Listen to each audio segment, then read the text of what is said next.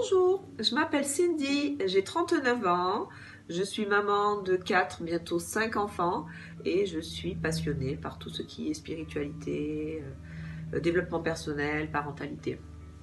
Alors l'école de demain, je la vois différente dans le sens où déjà nous pourrions y développer les 8 formes d'intelligence existantes au lieu des 2 exploitées aujourd'hui. Voilà. Y travailler les 8 et y développer les 8 serait intéressant sur un plan, c'est-à-dire nous rendre compte de notre complémentarité, nous rendre compte que nous sommes tous différents et que nous avons tous besoin des autres. Voilà, nous possédons tous des intelligences différentes et elles demandent qu'à être découvertes et à être développées. Voilà. En ne travaillant seulement que 2, il va y avoir seulement 2 types d'individus qui seront mis en avant. Les autres seront mis dans la case mauvais élèves. Alors que ces personnes-là aussi possèdent des formes d'intelligence différentes, mais juste qui ne sont pas exploitées, dévoilées à l'école. Donc déjà les reconnaître, ça donnerait une meilleure confiance en soi. Et puis, surtout la fin peut-être de l'individualité, hein, l'acceptation et la reconnaissance de nos différences et nos faiblesses. Voilà. Ensuite, je pense aussi qu'il y a ces fameux 4 accords Toltec qui sont 4 éléments clés pour accéder à cette liberté. Donc, les aider, les enfants, à les appliquer au quotidien serait pour moi clé. Voilà. Et puis ensuite, il y a un autre point, c'est le point énergétique. Voilà.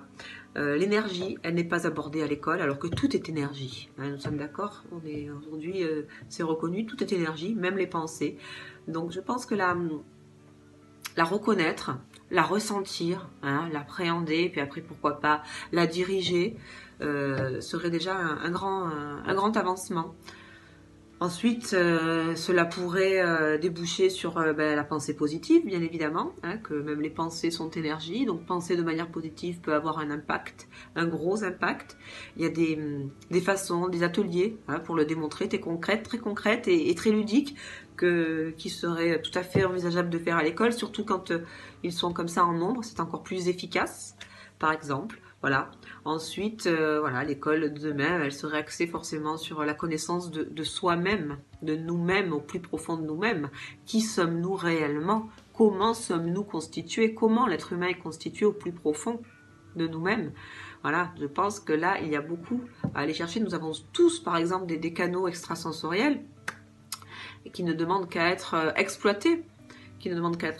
Aujourd'hui, il existe des formations pour pouvoir apprendre la télécommunication, la communication intuitive. Voilà.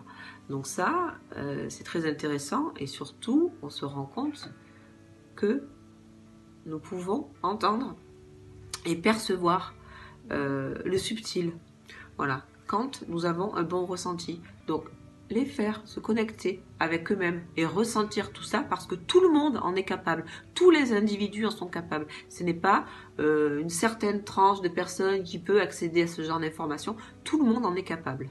Donc, apprendre cela aux enfants, pour moi, c'est vraiment pouvoir exploiter ce que nous sommes à son maximum, être vraiment la meilleure version de nous-mêmes en exploitant nos capacités réelles. Et pas seulement une infime partie. Voilà, donc je pense que ça permettrait de changer la donne sur beaucoup de choses, hein, la surexploitation animale par exemple, quand on comprend, quand on entend ensuite les animaux et qu'on comprend leur souffrance. La nature, hein, aussi pareil, saccager la nature, il y aurait peut-être un meilleur respect. Je pense qu'il est temps de changer, tout le monde est d'accord, de paradigme, et c'est en passant aussi par une nouvelle éducation. Alors pourquoi pas, soyons fous, oui, une éducation comme ça, un petit peu beaucoup même différente. Voilà, j'espère que ça vous a inspiré, que vous avez saisi mon intention, mais j'étais ravie de pouvoir m'exprimer là-dessus. Voilà, je vous remercie de votre écoute en tout cas.